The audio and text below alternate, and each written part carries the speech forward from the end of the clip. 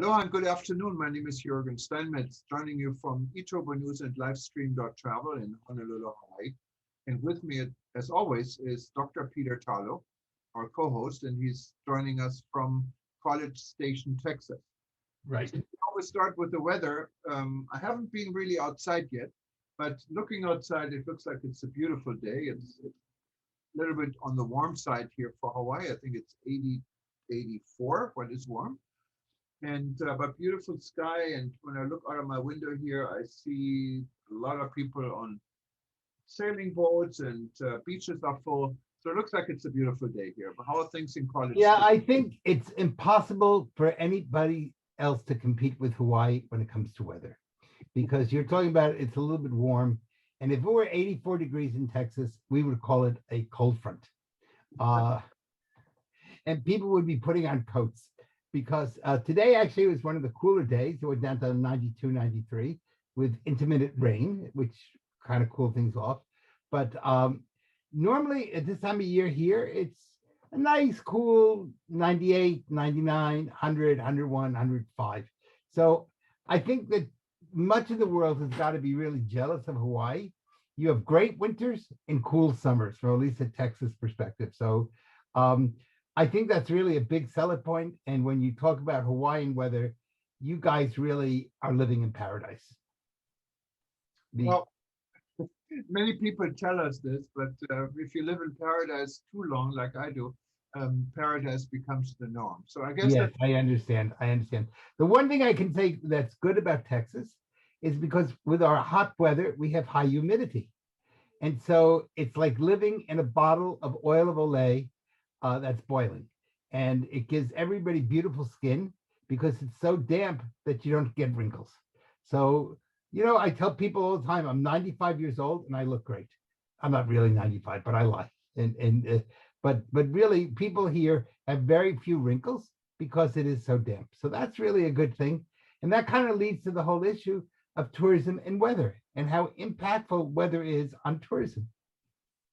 Um, you were, uh, we see this, how much of the world of tourism is dependent on cold in certain places, hot in other places. The Caribbean would fall apart if it didn't have cold weather in New York or in the Eastern or Canada, because why do people go to the Caribbean? They go to escape the cold weather. And so the Caribbean offers that type of refuge. So I think really weather is a big issue when it comes to tourism.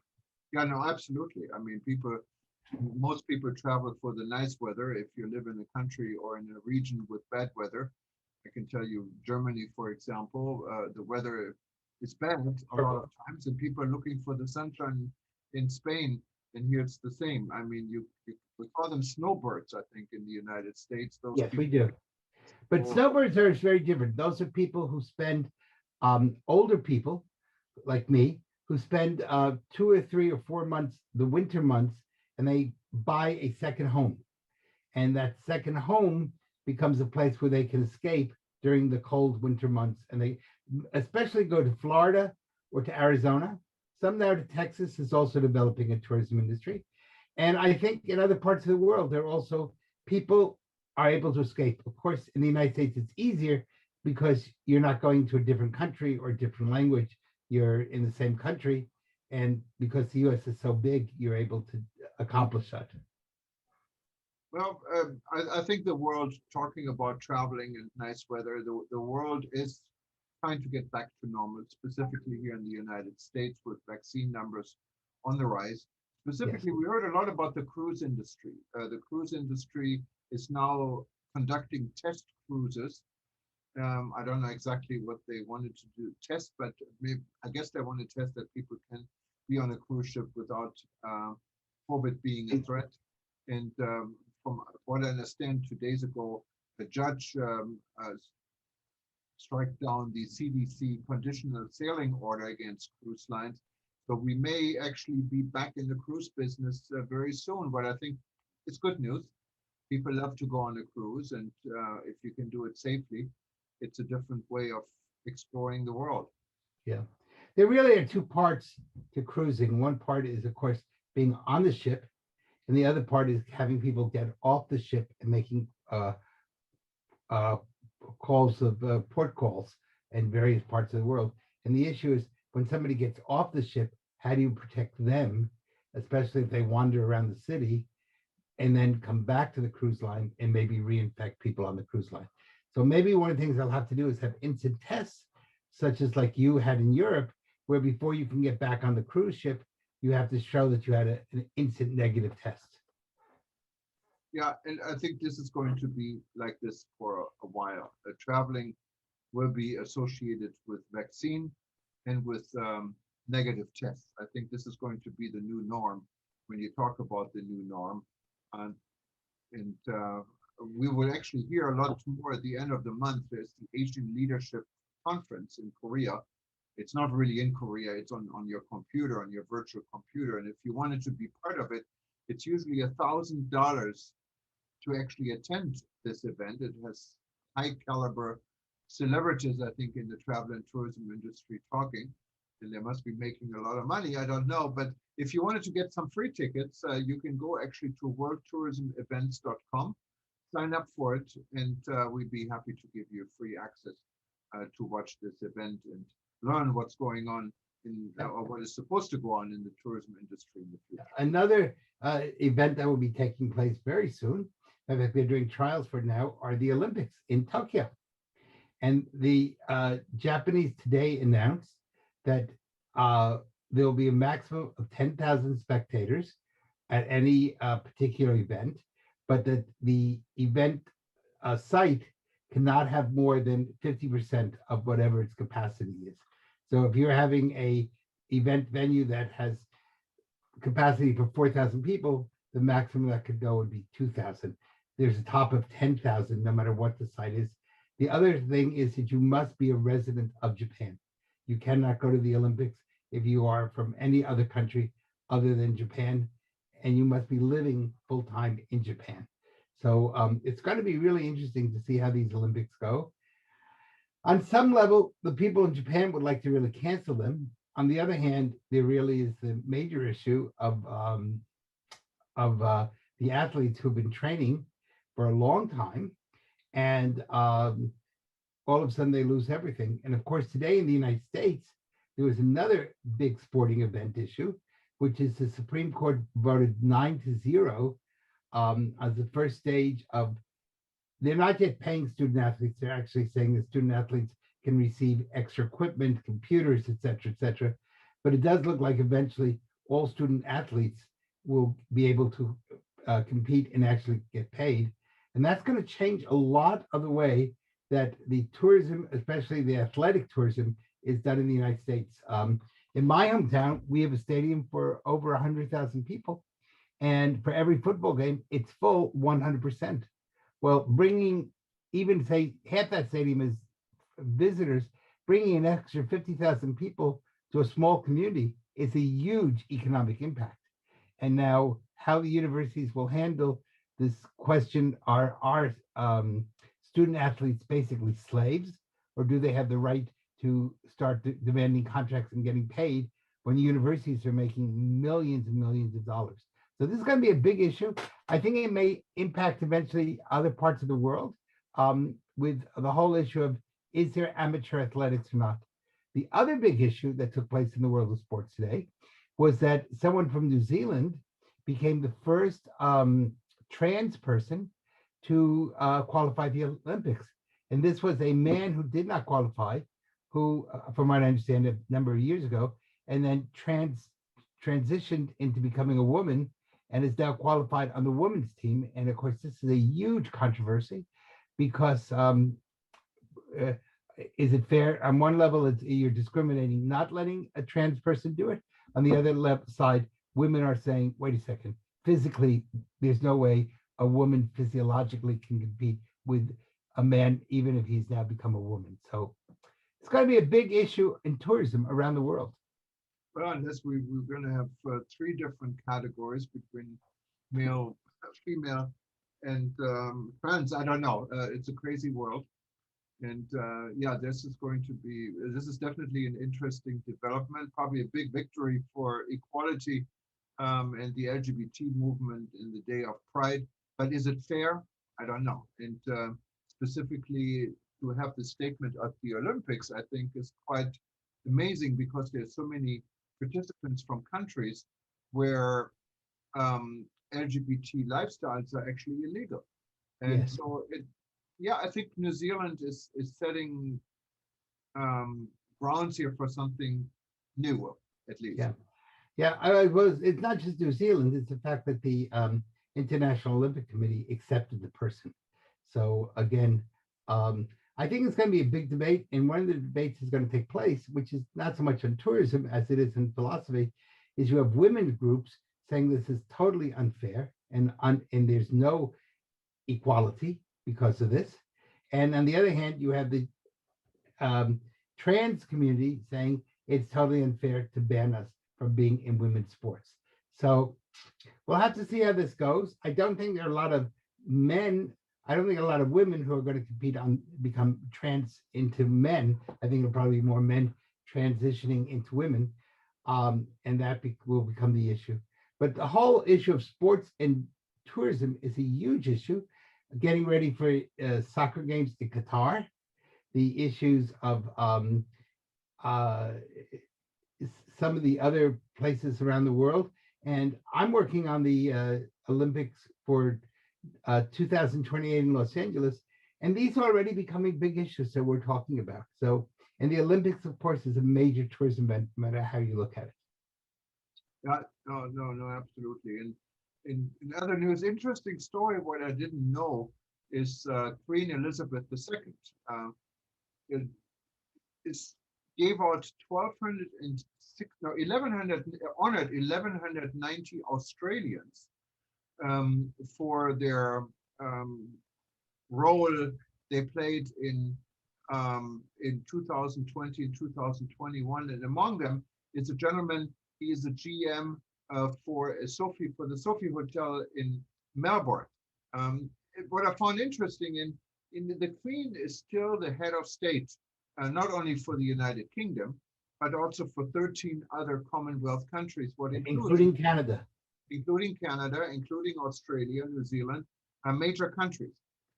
So this was big news for the Accor Hotel Group yesterday, a French hotel group, that one of their own and their GM was named by the Queen for at the Queen's birthday honor on the Queen's birthday honor list as a member of the Order of Australia.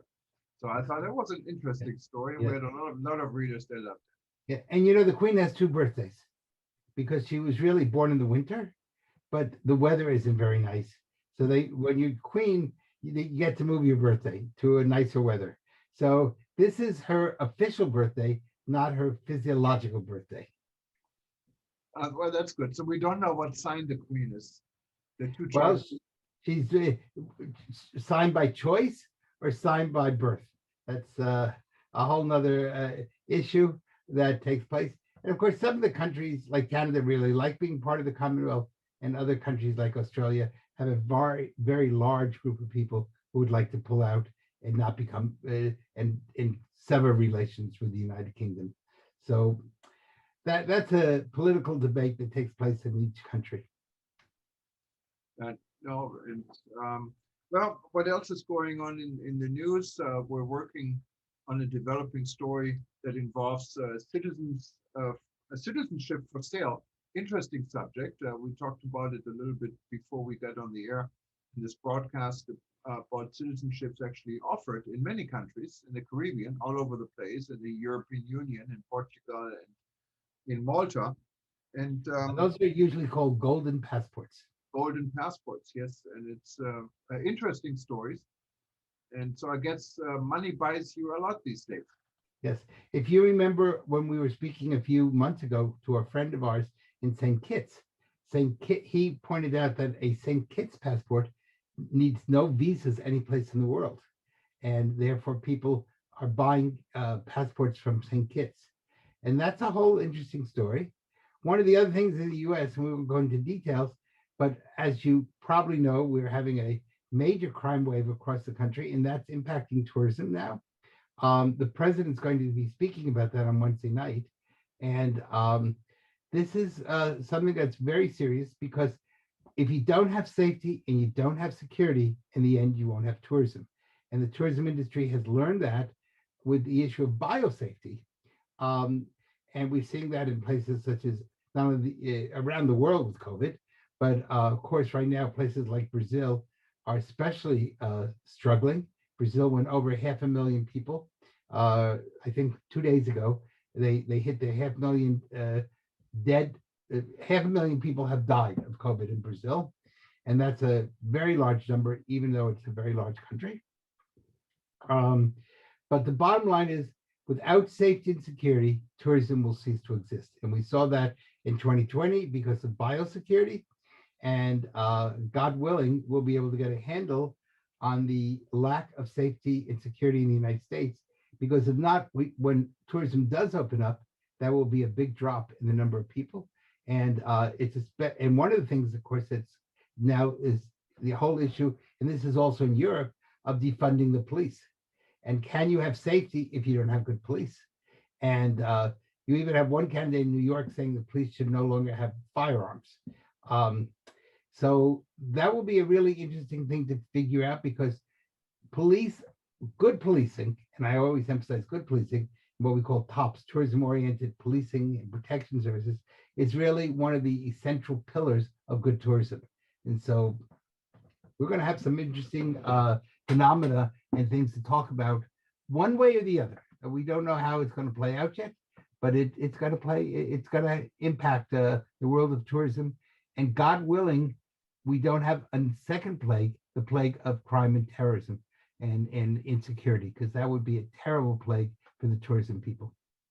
Yeah, no, absolutely. Tourism and security is very much involved, and tourists don't want to enjoy a vacation. They don't want to look out for people that might, that mug them, unless you're going someplace. And mugging is actually, in so many parts of the world, it's not just mugging, it's also murder. And many places just cannot get their act together. And so I worked in Rio de Janeiro, and you're really afraid to walk on the streets of Copacabana or Ipanema, even in broad daylight, because of the fact that somebody could murder you or rape you. And that's a really scary situation. And so the hotels have suffered tremendously because of that lack of security. Yeah, no, absolutely. Well, Peter, I think we're coming to the end of. I think you need to go eat breakfast and lunch and dinner. It's a busy day today. Yes, I'm going to send you, I think I'm going to send you a care package from Texas so that you can. All right, we need that here. All right, have a good afternoon. Enjoy the beautiful weather in Hawaii. Aloha. Bye-bye. Aloha, Peter. Take care. Bye.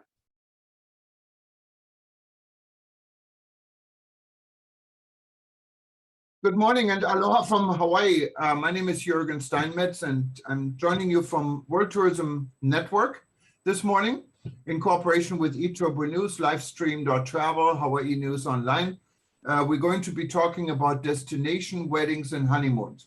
For those of you who are joining us on YouTube, Facebook, or on any of our eTurboNews publications, you can watch us. But if you wanted to be interactively part of this discussion, you can still do this. Just go to worldtourismevents.com and you can sign up for the destination honeymoon event, what is just now starting. I wanted to first of all welcome all of you. I see we have a truly global audience again, so that's very, very good. And for those that are not familiar with World Tourism Network, World Tourism Network has been around since March of last year, and we started the rebuilding.travel discussion in the world, and then converted the rebuilding.travel discussion into an organization in December, what is World Tourism Network. We're now way over 1,300 members. With observers, we have about 1,800 people in our network, and they're from 127 countries. So we're truly global. And those that haven't joined us, you can do this actually free till the end of the year with an invitation, and you are invited. So if you are not a member, just go and become a member, and you can put under invitation code ETN free. That's an invitation from eTurboNews. Just put in ETN free and you can join us till the end of this year. The core of our organization are really interest groups, and we have formed a number of interest groups with subjects that are close to everyone in regards to reopening their industry in COVID or having a discussion for other subjects out of COVID within this interest group. And one of our very active interest group is wedding destination, wedding and honeymoon. And this is led by Nancy Barclay. Nancy will introduce herself. She is based on the East Coast, so 6 time hours away from where I'm in Hawaii. And Nancy has been working hard bringing this community together. I think we can also watch her on her own LinkedIn. And Nancy, good morning, good afternoon, welcome. Good afternoon. I'm always jealous when I talk to you because you're in Hawaii. It is so wonderful to see everybody. We truly have a global audience today with wedding planners, hotels, tourism boards. For those who do not know me, I'm Nancy Barclay. I am based in Philadelphia. I have been dedicated to the travel tourism industry for 25 plus a little years. I started out in the corporate world, American Express International Travel. Then I went into meetings and incentives with Carlson Wagonly. And then I got exhausted of the corporate world, exhausted a little bit having my 3rd child and having to do all the different schedules. So I started Honeymoons and Getaways in 2005. My specialty and my passion are planning destination weddings, honeymoons, anything romance travel related. So I am really, really happy to be here and thrilled to be part of the World Tourism Network. I also am on the advisory board for the International Association of Destination Wedding Planners. So we are moving forward with this Zoom. You know, the pandemic is behind us. The title of this is, you know, the new normal. What is the new normal? What are the lessons learned? I know my lessons learned, but I really want this to be an interactive session. And I would love for everyone to introduce themselves, tell us about yourself, where you are, what are weddings like where you are now? What are honeymoons like where you are now? You know, what you have to contribute as far as the pandemic and how things are going on. So I welcome everybody to raise their hand. I believe it's in the reaction room, depending on the screens that you are, but to raise your hand and just to get the conversation started. If anybody wants to be, you know, I'm currently taking a online class and my instructor says you're either going to volunteer or be the victim. So does anybody want to volunteer or should I just call out a name here? No, Nancy, that's wonderful. I think what is probably interesting to know, I see a lot of people from various parts of the world, and destination weddings is a fairly big industry. Maybe the first thing, what we would maybe like to explore, how's the situation in various parts of the world? I mean, I can tell you here in Hawaii, it looks like tourism is wide open. Other destinations may be different, but destination weddings are happening wherever tourism is open. And as Nancy said, just raise your hand, and we'd be happy to give you the microphone. Maybe if it's okay, I'm just going to throw a few things out here. Maybe just put Marika on the spot, because Marika is leading our interest for tour guides. And Marika, how's the situation in Washington? We are completely open since June 11th to tourism. So I'm in the guiding industry. I'm a tourist guide, and the city is now completely reopened. And my question is, what is new in the new reality for us? And there's lots of things going on, like the health and protocol for safety, health safety protocols. That is one thing that is very new. Another thing is the virtual life that we have experienced all these 14 months of Zoom. So that's already a very big part of our DNA in the tourism industry. So there's still a lot of groups that don't want to come in person. And now we are more on the virtual world of guiding. And we are, going into nursing homes and where people are not mobile anymore, because I think it opened up that whole new world, that we can bring the experience through the virtual world to a nursing home. No, So those are, Marika, when it comes to weddings, maybe Washington is such a special destination. It's not only our capital city. There's so much to see. What do you know about destination weddings? Are people really traveling to Washington to get married? Is this a business, or is it more like an outbound market where people? we're not ready yet for the international arrivals. Maybe the domestic is. No, I don't mean international or domestic, but I mean if people really, no matter where they come from, are coming to Washington to get married, is that a destination where people like to travel to get married, for example? Some. I'm not really so much into the industry, but I see, some visitors coming from out of town to come to get married here. But I don't know if we're the prime destination for weddings. Maybe Nancy would know that, if we're a destination. I do. I think for me, what I'm seeing right now as for destination weddings is a lot of people wanting to stay closer to home. A lot of people aren't quite ready yet to make that trip abroad for different reasons, protocols. So everyone's safer. They feel safer staying closer in their bubble right now.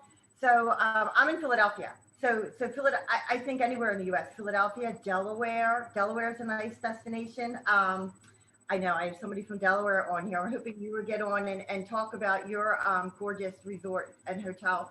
But, California, anywhere in the U.S. right now, I see people staying right now just into, there are some weddings going on in the Caribbean and in Mexico. But for me personally, right now, the requests I'm getting for international are longer out or more towards 2022. Yeah. Now, I see we have a lot of participation also from other parts of the world in the US and outside US. I see our friend from Ghana attending, for example. How's this? How do you see the future and the current situation of destination wedding in where you are? Anyone wanted to say or participate? Please raise your hand.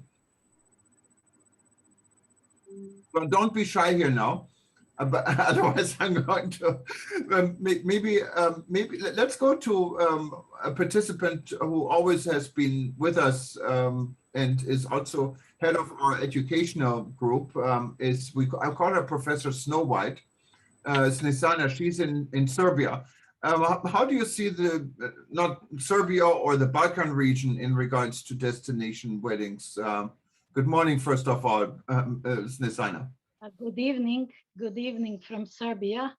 Balkan region as a whole is very good destination for weddings because all countries we have in our culture, we have weddings are very important and people like very big weddings. So we have many specialized restaurants for weddings as well, hotels and such things. But nowadays, more and more people have weddings in outside, in the rural areas. Serbia is open for the tourists, for foreign tourists and for domestic tourists. But of course, more of the tourists are domestics, and it is open now for weddings because until 3 months ago, we could have weddings only with 10 people.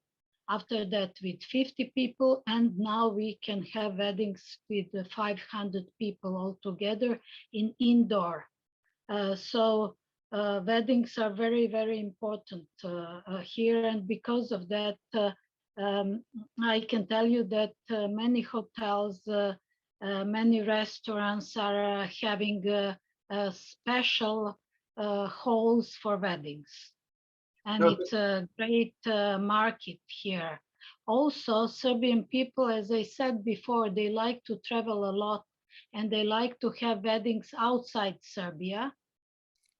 So they like to travel, for example, to have weddings in Greece, on Cyprus, in Spain.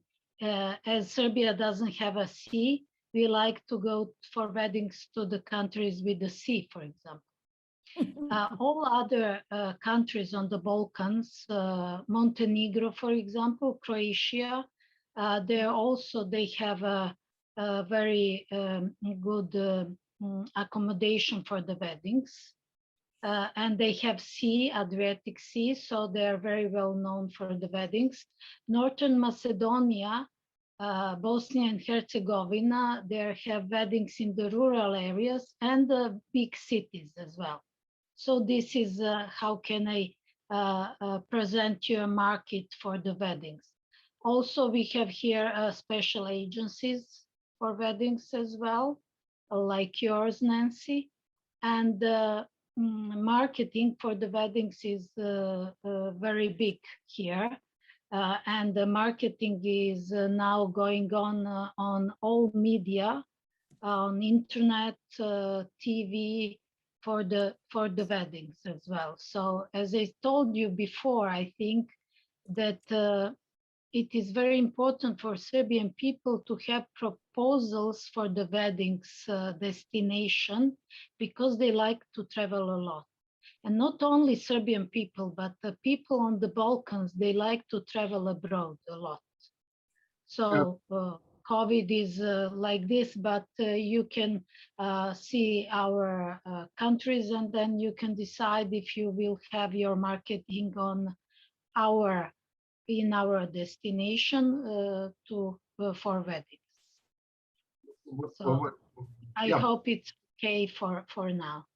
Thank you very much, Snesana. You know, I hear some movement in the chat room, and I know right now it's wedding and destination wedding may not be ongoing at this time, but maybe you can tell us a little bit, how do you celebrate weddings in normal times? How do you do it now? What's the business aspect for it? For instance, I see participation from Juanita Zuzunaga in Colombia or from Maria Teresa Servin in Paraguay. Would you mind maybe sharing a little bit how things work, for instance, in Colombia or Paraguay, one of you? Hello. Hello. Hi. Okay, who is this? I can get you spotlighted. Okay, how are you all? It's a pleasure to be here. Hi, good evening. How are you? Okay, there is very little to say about Paraguay and tourism at this moment. Everything is like dead for more than 1 year now, and we are just really hoping that by the end of the year, things are going to improve and we are going to have a strong number of population vaccinated, because that's the main problem. And the other problems that are affecting us very, very much and very badly are that Argentina and Brazil are even worse than what we are. And so frontiers are all closed and there is the minimum possibility for us to have people from those countries that used to be the greatest market, feeder markets for Paraguay. So it is a very difficult moment for us. Right. And well, we say that hope is the last thing you lose. So. And I like you're optimistic. Tell us a little bit about Paraguay, because I'm sure a lot of people know Paraguay is in South America, but they really don't know much about Paraguay. Well, maybe you tell us where's Paraguay located. Sorry? And you mentioned Paraguay is bordering you said to Argentina, and what is there in Paraguay? I know you have if the world was at normal stage, why would you travel to Paraguay? Oh, well, Paraguay is a very small country, and we have a gastronomy, a very good one. Our ancestral food, it is still being practiced, so you can eat them almost in every home in Asunción, or also in the countryside. I'm sorry.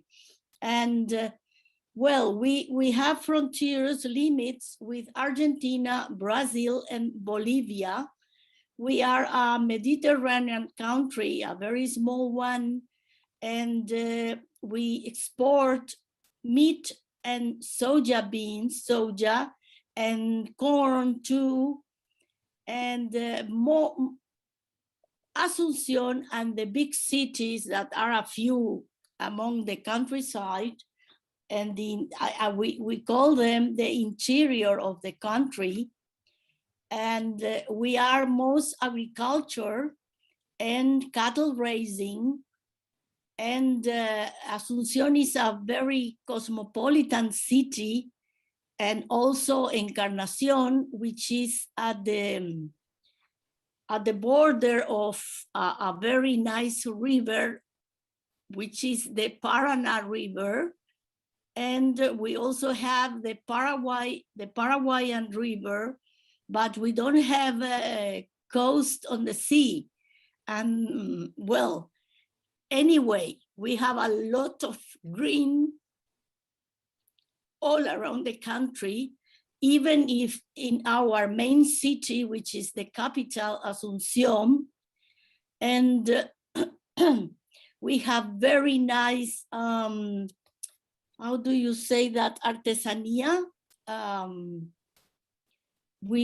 Our people work very nicely with throwing threads of cotton and making pottery too. We have a lot of experiences to live. Asunción has a lot of restaurants, many beautiful hotels, 5 stars, 4 stars. We are a developing country, of course, but we have a lot of universities. They are public and private, and our young people is, well, in the future, you know. I'm sorry. We have a cold weather for the last 2 weeks here, and we feel it because we are a very summertime country.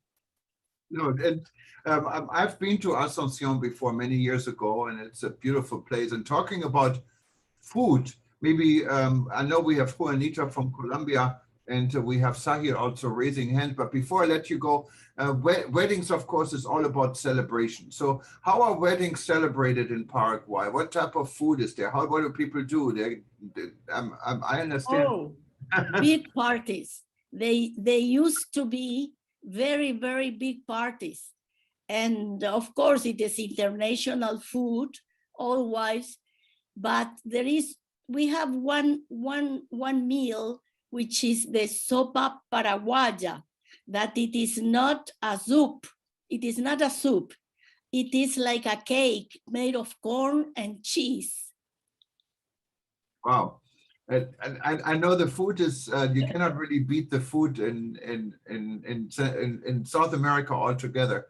And so, Yes, so people, when you, a wedding, is it like how long is a wedding celebration? Is it all night, all day, or what? Well, it can start at about, before in summertime, we started them at night, perhaps at 8 at the church, if you are a Catholic one, and afterwards is the party. And the party, it lasts until 5 or 6 in the morning. Now, yes, now due to to the COVID, they are starting earlier, perhaps around, and because it is winter too, around 3 in the afternoon. And with all the protocols, they can go until 11 or 12 at night. Wow, sounds like a Nancy. Have you had destination weddings in South America and Paraguay before? No, Argentina, but no, not Paraguay. No, that sounds amazing. Thank you for sharing all of that. I was just trying to, and I'm sorry, some people are having, I can't find the raise hand button. And is it possible? I'm trying to bring Sophie up. She had a question. Sophie, Yeah, we have two people there raised hand. Okay. Maybe we can go to Juanita because she's in Colombia, what is kind of a Paraguay, and then we get to Sophie and then to Sahil, if that's okay. And if you wanted to raise your hand, simply what you can do is if you click on reaction on the bottom part of your screen, you see a tab reaction and you see this yellow hand, raise hand. Just click on it, like Juanita is doing from Colombia. Welcome, Juanita. And thank you very much. Hi. This update from Paraguay, by the way. This was really helpful. Yes, thank you. Thank you. Thank you. Go ahead, Juanita. Welcome. You're from Colombia. Hi everyone.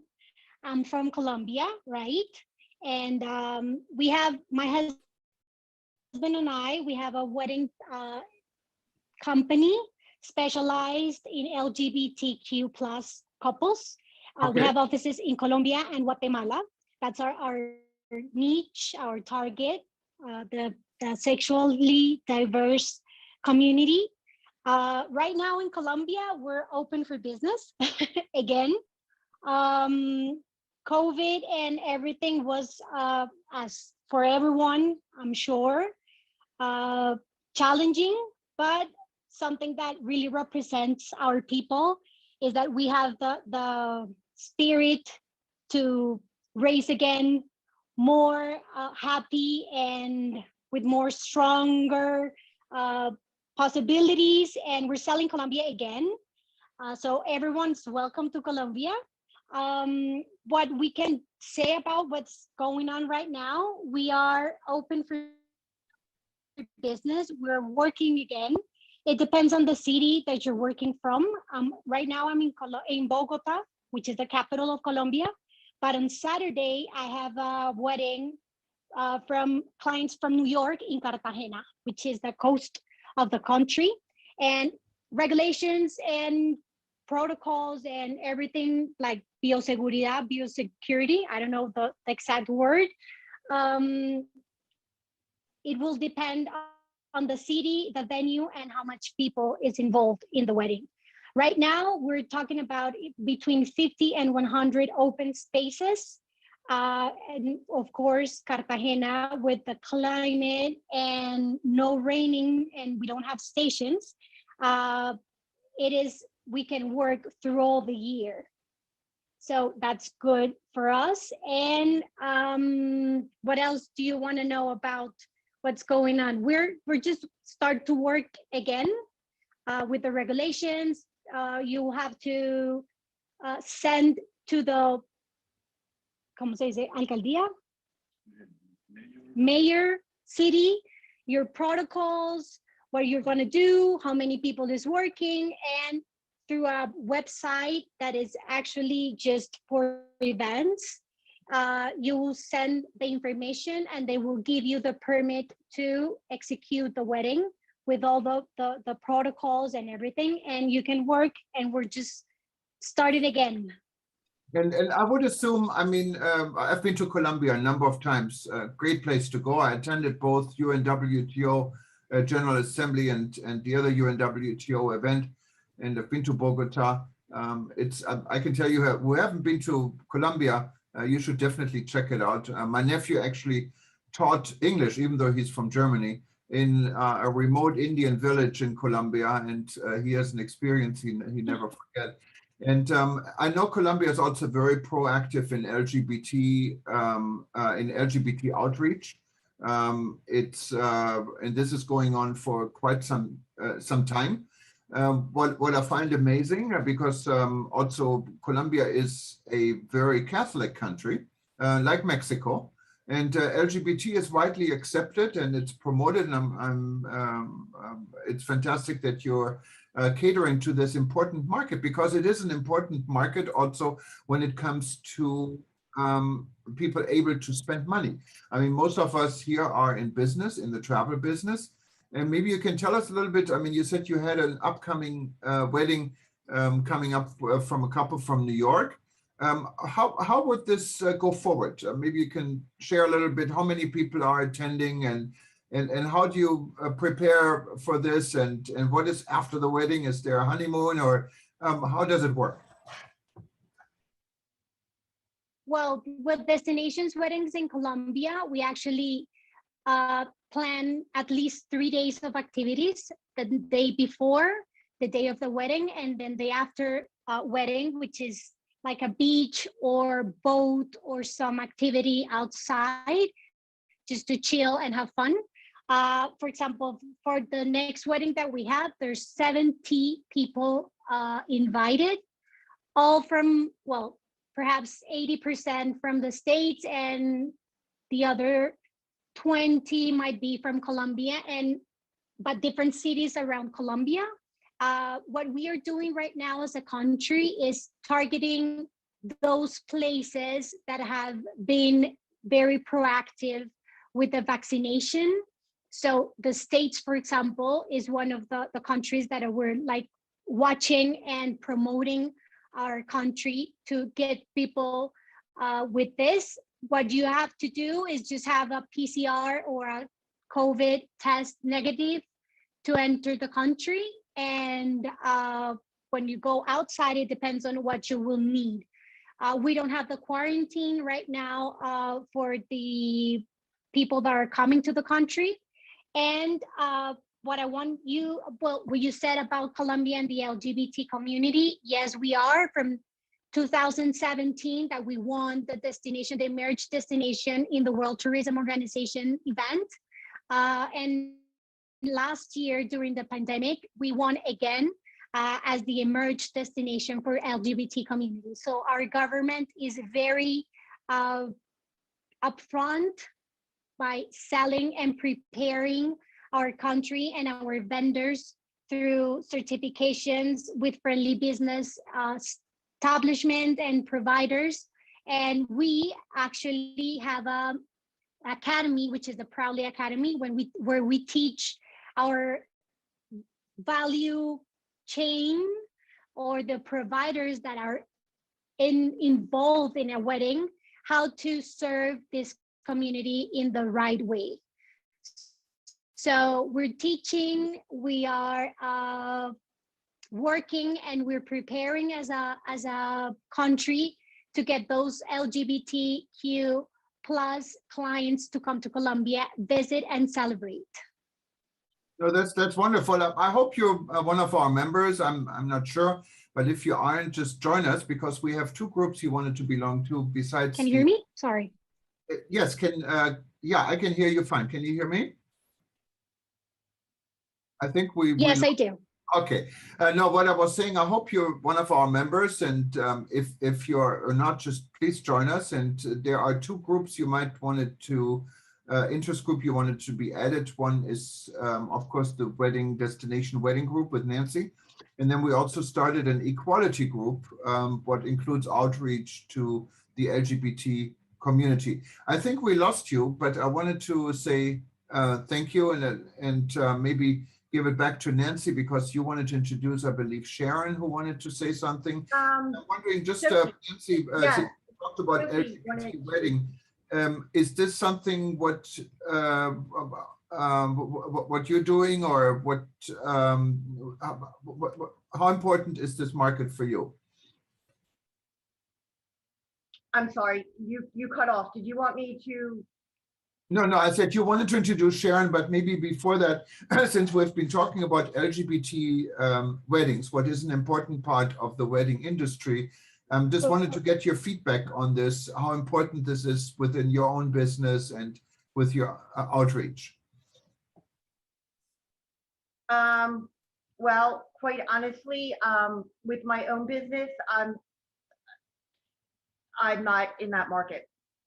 Okay, I'm okay. just going to be honest. Yeah, That's but it, not it my is an market. important market altogether. So let's move on Yeah. to, you want to introduce Sharon, I believe, and then we have Sahil also raising his hand. No, actually, I wanted to see if I could bring Sophie up because she had commented in the box she couldn't Oh, raise her okay, hand. yeah. So, let's bring Sophia West, and then we're going to go to Sharon and Sahil. Okay, go ahead. Okay. Hi, everyone. I'm Sophie. I am representing the Palm Beaches here in Southeast Florida. And I just recently entered as the lead for the market or the wedding market for this destination. And I'll keep it short, but I really wanted to ask you, Nancy, and anyone on the call here, whether it be from a planner side or a hotel side, what a destination marketing organization or the destination itself, what can they do in this time to better help you capture weddings and to kind of rebuild that market? What are just some things that maybe that you've seen or that you think could be helpful in that aspect? Yeah, thank you for that question because for me as a destination wedding planner, what I've learned through all of this is really who your partners are and who you can rely on and who's going to be there for you. So uh, so when I had weddings going, it was invaluable for me to have the connection. So I could be able to reach out to somebody and say, I have this wedding going on, and now this pandemic hit, and we need to do this, and we need to do that. So the personal connections and the people that I could go to were so important to me. So I would say for you to connections are everything, to reach out to people and to let them know, hey, if you have your wedding here in Florida, that I'm going to be here for you. This is what we're going to do, and to just keep us updated on, to be transparent. That's really everything. To be transparent, to say, here's really what's going on.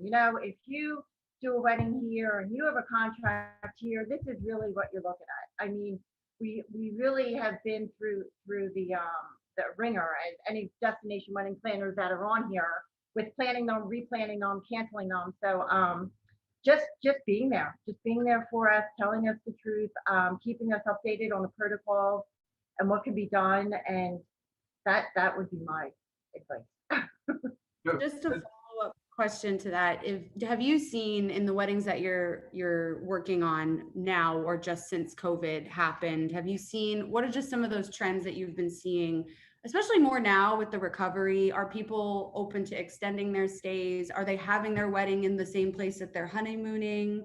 What are some of the things, or are they're going somewhere else after the wedding? What are some of those things that you're seeing, if anything? Some of the things that I'm personally seeing is, I think that even at, for weddings that are going on, some people are still tentative about traveling. So people are asking what kind of technology can we have? What does the venue offer? How is the live streaming there? We want to have our wedding, but Aunt Sue's not going to want to go yet. She's not comfortable getting on a plane or even getting in a car and driving somewhere. So, but one thing I'm finding is virtual is very important right now. People still want that aspect for it. And also for me personally, the international requests are slower than more people are looking for domestic right now. So that's what I'm seeing as far as the virtual. And Sophie, do you, I didn't get this in the beginning. Do you represent West Palm Beach as a destination, or you're a wedding planner in West Palm Beach? So no, I represent the destination, the Palm Beaches, which is actually the largest county in Florida. It's about an hour north of Miami.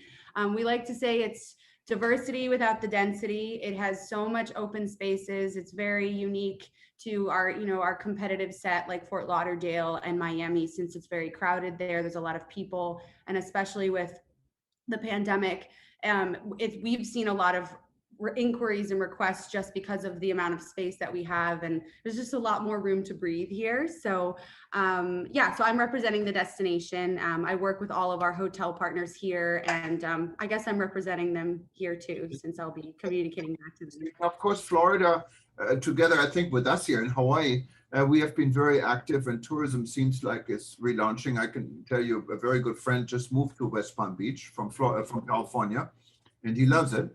So it looks like it's a great destination, and Florida is booming like we're here in Hawaii. What I think is good news, but we also have to, I guess, keep our guards up and make sure we're doing everything right. We learn from the past and look at the future. And thank you so much for attending. Let's go to Sahil. No, I think, I don't know who was first now, Sahil, or I think Sharon. Sharon was first. Sharon, give us, tell us who you are, where you're calling from, and you raised your hand. And thank you, Sophie, again.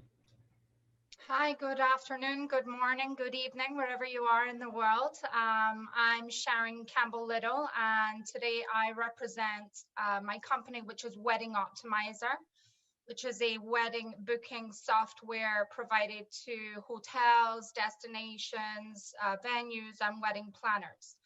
I want to follow up actually on what Sophie was asking about, you know, how destinations, resorts, hotels, and venues can help us in rebuilding destination weddings. I personally have arranged more than 5,000 destination weddings in the last 10 years. Wow. And, you know, I hope to continue to grow that in the future years, as I'm sure many of you do. And one of the things that I feel in travel is that technology is absolutely developing every single day, and the technology is getting better and better. However, when it comes to weddings in destination, we haven't seen so much growth in technology, and that's one of the challenges that we face when dealing with destinations across the world, or even domestically within our own country.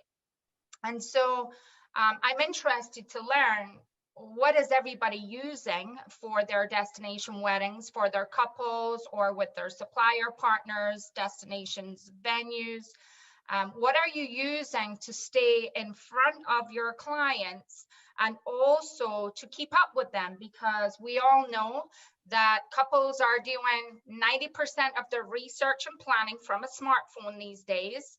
And if you're not mobile savvy, or you're not, you know, using mobile for your business, how do you plan to keep up with those couples? And also, I don't know if you guys know this, but the peak planning hours for wedding couples is between the hours of 10 p.m. and 2 a.m. every day, when your offices are closed and we're all tucked up in bed. So what are you doing to try and capture that business and stay up with technology? I'm Sharon, I'm from Wedding Optimizer, and I'd love to hear your views. Well, where are you located, Sharon? Are you in the US or? I am in the US. I'm in California, West Coast. Can you not tell by my accent? But I'm originally from Edinburgh. I'm a German living in Hawaii. What do I know about accents? I've been here in California for 11 years now, originally born and raised in Edinburgh, Scotland. Wow. Okay. Let me ask you your software. What's your software doing? Is it connecting with the right resources, or what is your app facilitating between 10 in the evening and 2 in the morning? So yeah, I mean, our technology is, it's almost the best way I can describe it to you is it's a booking engine, as if you were going to book a room, but it's for weddings.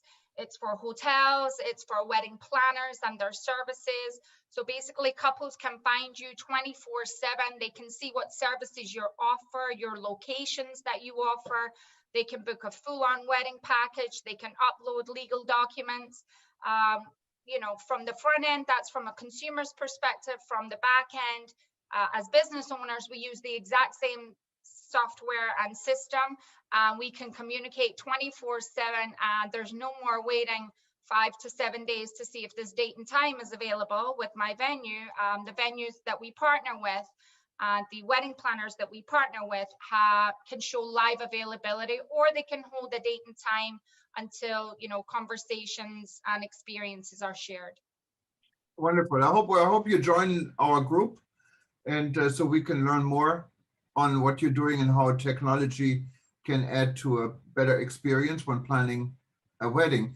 We have Sahil, and Sahil, from what I understand, is joining us from India.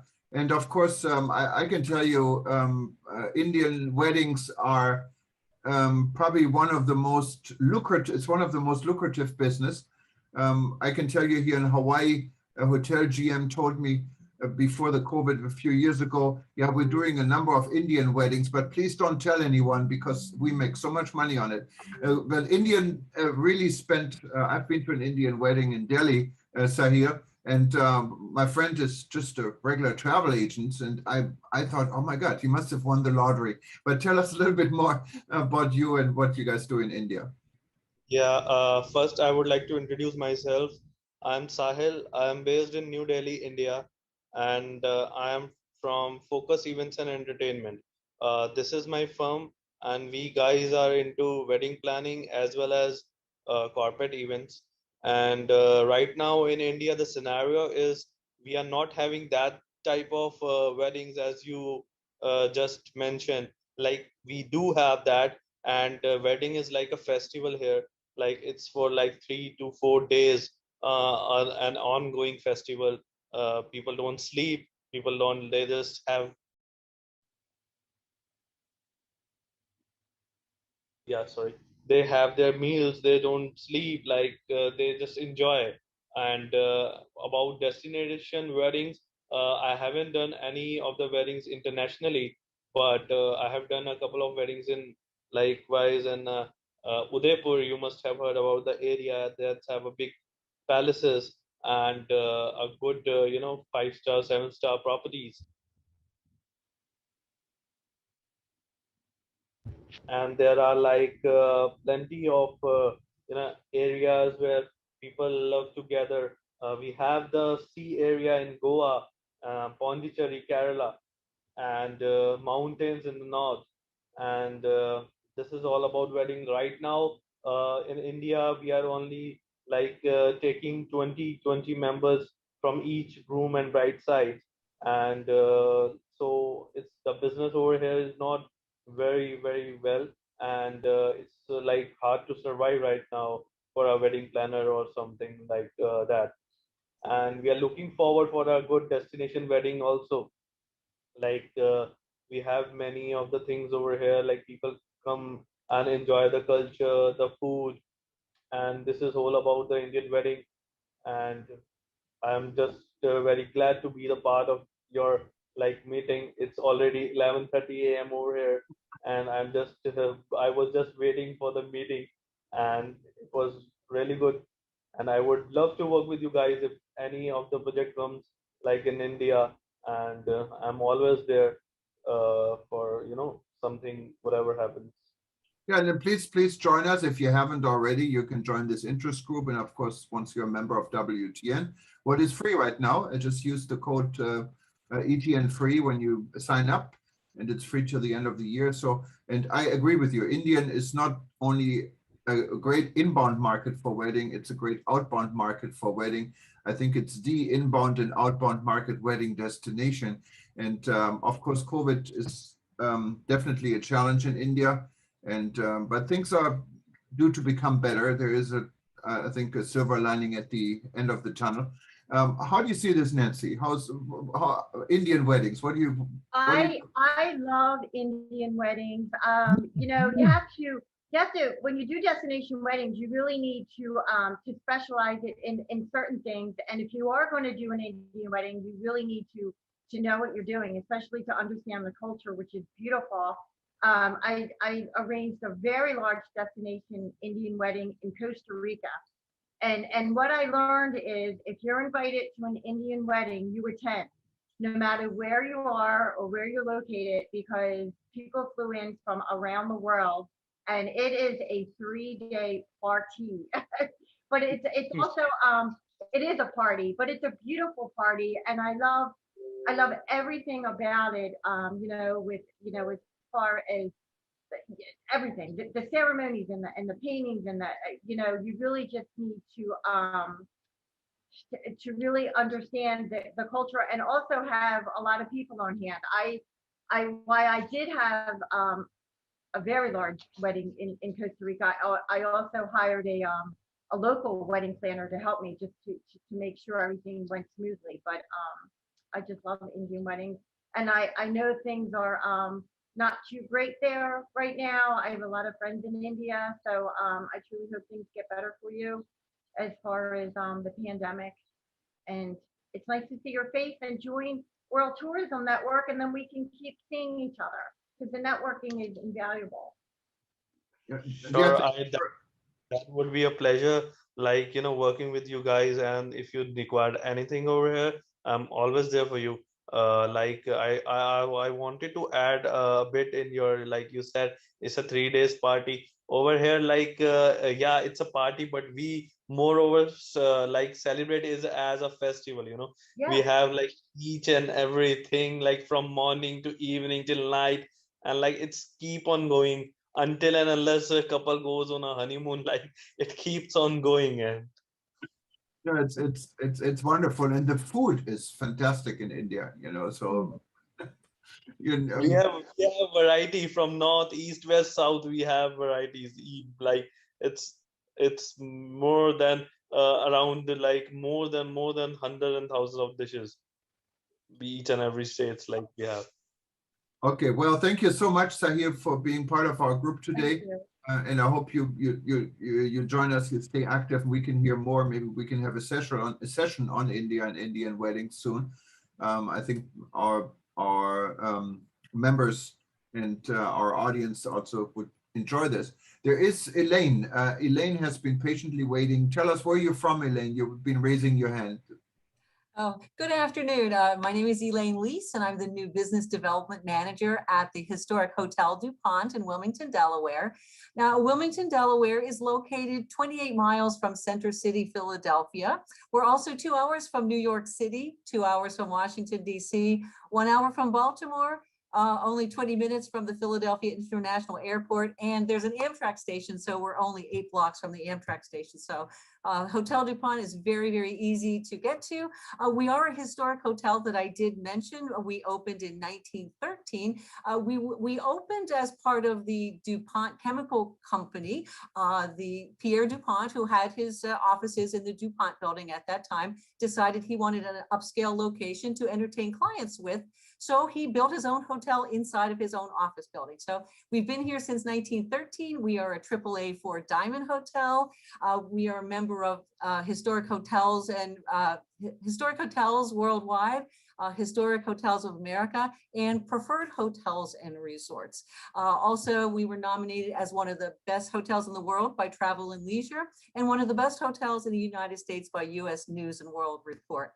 So I want to tell you a little bit, that's a little bit about our hotel. As you can see in the background, that is our historic gold ballroom, also built in the early 1900s. And that is the premier wedding choice when you do come to the Hotel DuPont. Although we have another beautiful French Renaissance room called the Du Barry room, a little bit smaller, that is on the upstairs level. This is on the lower level. This room can seat comfortably about 300 to 350 at the Hotel DuPont.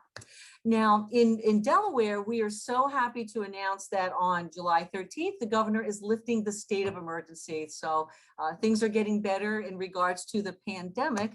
Now, throughout the pandemic, the Hotel DuPont, we had a lot of weddings that were canceled, of course, weddings that were postponed, but we were able to host a lot of smaller weddings too. But now with the restrictions being lifted, we are back up to 100% occupancy. So Wow. again, comfortably 300 to 350, depending what else you have in the room. Also wanted to mention about Wilmington, Delaware. It's always been overshadowed because it's a nice city, but it's a little smaller city close to Philadelphia, which is a lot larger. But what we're seeing now is that our current president of the United States, President Joseph Biden, lives in Wilmington when he's not in Washington, D.C. So President Biden has been talking a lot about Wilmington and talking about his favorite places to go. And one of his favorite places to go is the Hotel DuPont. So we're really excited to see that great spotlight being shined on Wilmington at this time. So you might have a presidential wedding. That it's a possibility. President Biden, he has hosted many, many events at the Hotel DuPont from the time that he was running for vice president, running for president, and then when he was a senator, when he was a vice president, when he wanted to do a press conference, the Hotel DuPont was the place to go. So we're really excited to have him talk about that. And in fact, it's been said that he refers to it as his hotel. It's not actually his hotel, but he likes to refer to it as his hotel since he spent so much time there. And you said your hotel is at times 100% occupied. No, it is. I'm sorry. We are allowed to have 100% occupancy because the restrictions have been lifted. Oh, okay, and this also In the counts. past, we were limited to how many people due to physical distancing and how much was allowed in each room. Okay, but what about your wedding and events? Are there? I assume there's still restrictions in regards to the numbers and the and the setup for weddings and events like this, right? Well, the restrictions have been listed, so that's why I said we're allowed to have 100% occupancy in our function space and in our event rooms. Well, that's great news for the meeting industry altogether, not only for the wedding industry, I think. It is, and in fact, Nancy and I had a very nice conversation yesterday. And in fact, thank you for inviting me, Nancy. What we've been talking about is that at the Hotel DuPont, we're seeing a really huge resurgence in social business. Certainly a lot of weddings are coming back, galas, family reunions. Families are feeling comfortable to gather together and be together again and to be able to be together face to face. Corporate association business is slowly coming back because companies and organizations still have restrictions on what their staff, what their members can do. So that is coming back slowly, but because the restrictions have been lifted, families are so excited and we are seeing the large weddings coming back. Oh, that's good news, and thank you so much for contributing this today. Hopefully your hotel will join us. I talked to some of your other member hotels from your chain in Dubai recently at the Arabian Travel Market, because it's a global, I guess it's a global group or two global groups you're part of. Tell us again a little bit about the groups your hotel is part of. We're part of the PM Hotel Group, which it's a managing company that has over 50 hotels actually in the United States. Okay, but you mentioned something historic hotels. Oh, I'm sorry. Historic Hotels Worldwide, Historic Hotels of America, and Preferred Hotels and Resorts. And those are organizations that support unique hotels and historic hotels. Right. And that's a global group, correct? That is correct, especially Historic Hotels Worldwide. Yes. And do you have a question for Nancy before I finish? Go ahead. So Nancy, we talked about destination weddings and we talked about maybe some domestic destination weddings. What do you see that guests of destination weddings are interested in, the type of attractions or activities when the wedding is held in a city, down in a center city, not in a resort where you might have all of the amenities on property? What types of events and activities do the attendees like to do in cities?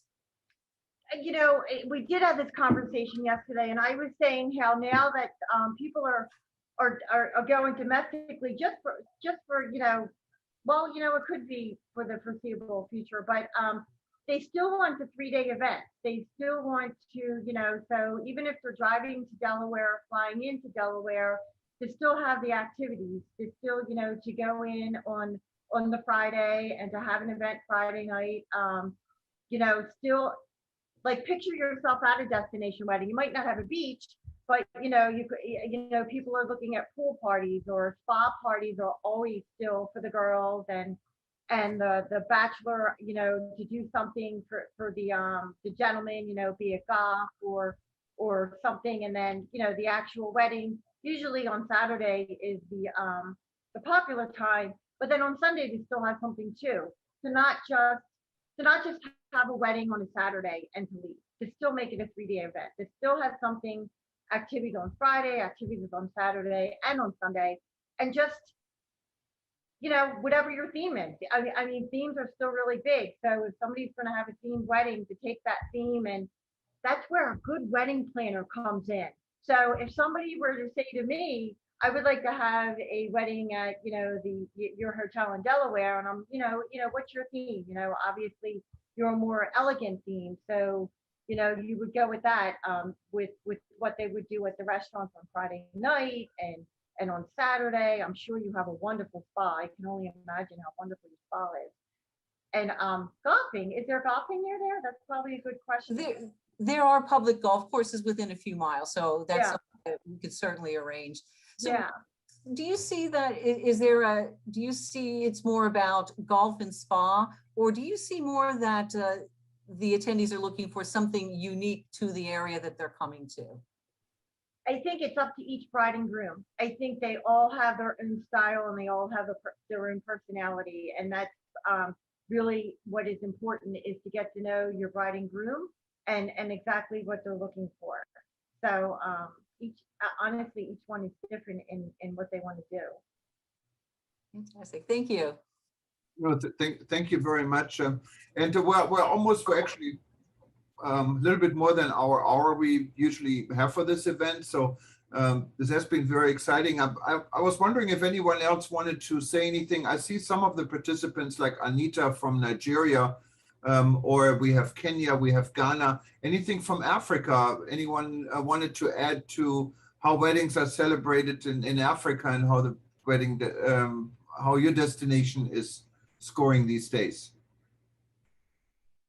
Is somebody on from Nigeria? I would love to hear about Nigeria weddings. I heard that they are. Anita Okuri from, because you contributed to the chat group. Anita, you want to say something?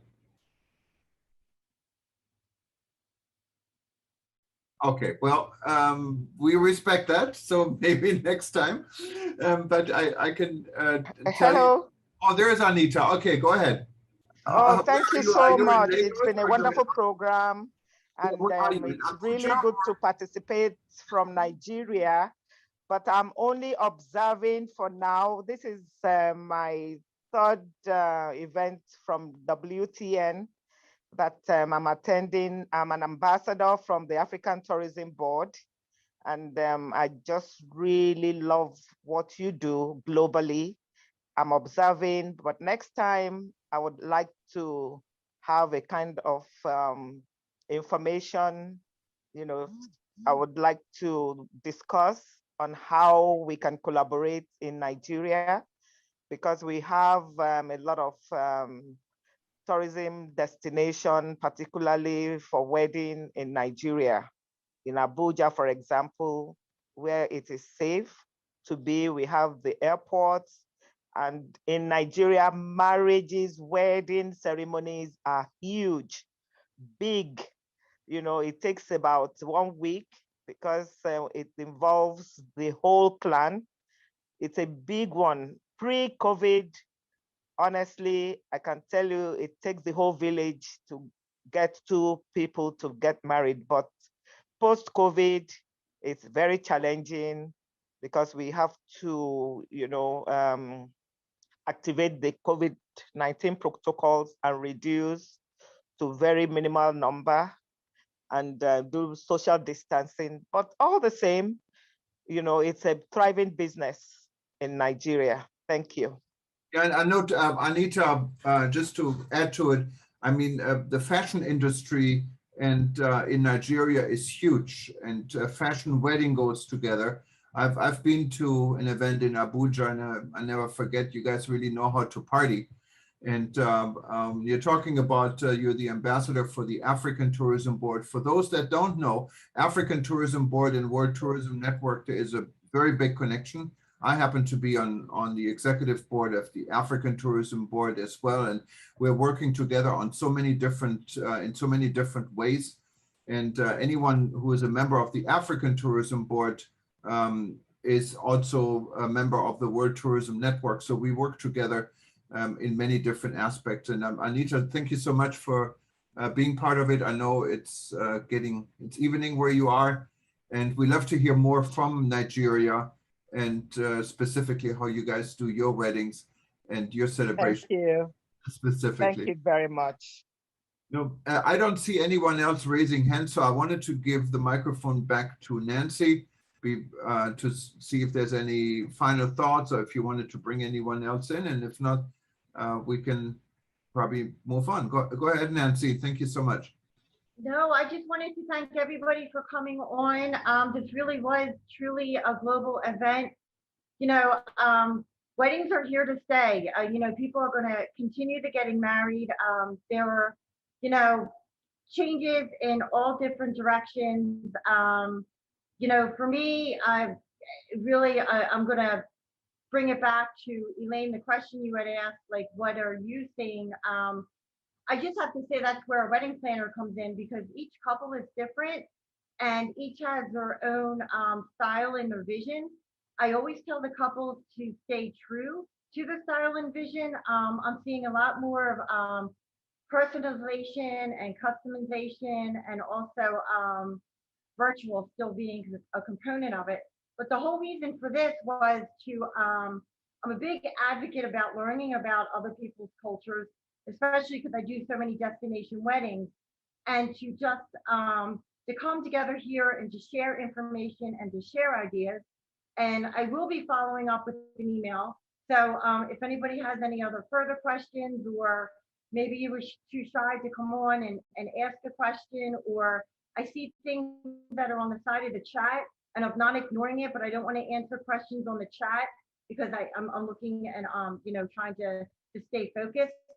So, you know, everyone has my email address. You can follow up with questions. And as Jürgen had said, hopefully you're going to, World Tourism Network has been wonderful for me.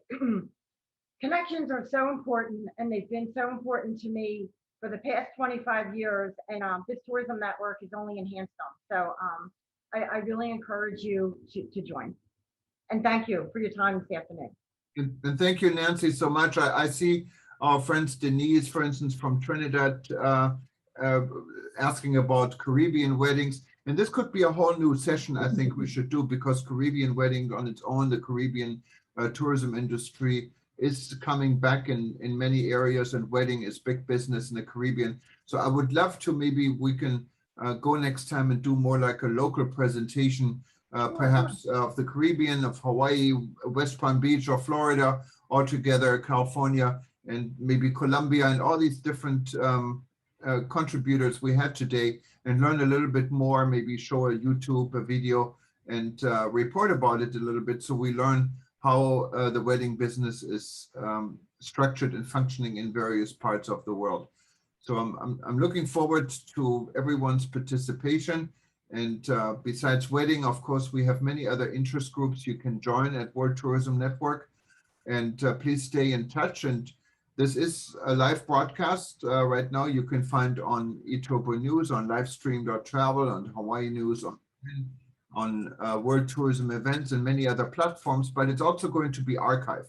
So if you go to WTN.travel a few hours after this event, click on past events, and you will be forwarded to livestream.travel, and you can watch us either on YouTube or Vimeo, or many of these platforms we link to. So you can always go back to this session, see who spoke, and we're also going to repeat it on eTurboNews over the next 24 and 48 hours. But I wanted to thank everyone for being part, and specifically Nancy for putting this together. I know she worked very hard on it, and fantastic, Nancy, what you're doing. Thank you so much. There's so much she's also doing in the background to keep this group growing.